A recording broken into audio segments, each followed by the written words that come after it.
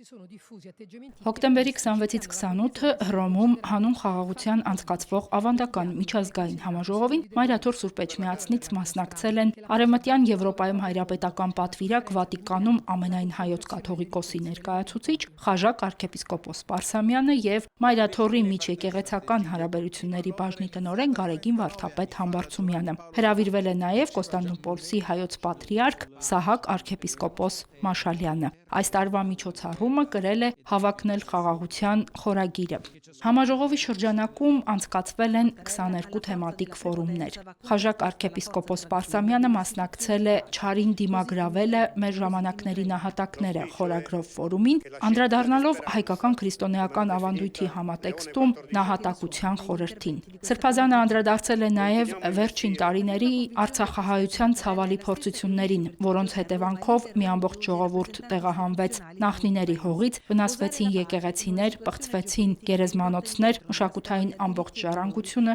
դարձավ խոցելի։ Կրոնների եւ մշակույթների երկխոսության այս հավաքը սկիզբ է առել 1986 թվականին, երբ Սուրբ Հովհաննես Պողոս II պապի հրավերով առաջին անգամ Սուրբ Ֆրանցիսկոսի ծննդավայրում իտալական Ասիզի քաղաքում միասնական աղոթքի են հավաքվել տարբեր կրոնների առաջնորդներ ամբողջ աշխարհից։ Կաթոլիկ եկեղեցու հովանավորությամբ գործող Սանտ Էջիդիո կազմակերպությունը շարունակել է քահանայապետի նախաձեռնությունը։ Այս տարի 39-րդ համաժողովի հանդիսավոր բացմանը ներկաներին ողջունել է Հռոմի քաղաքապետ Ռոբերտո Գուալտիերին, ելույթ են ունեցել Իտալիայի նախագահ Սերջիո Մատարելլան, Բելգիայի թագուհի Մաթիլդան, Եվրոպայի ռաբիների ժողովի նախագահը եւ այլ նշանավոր անձինք, կրոնական եւ հասարակական գործիչներ։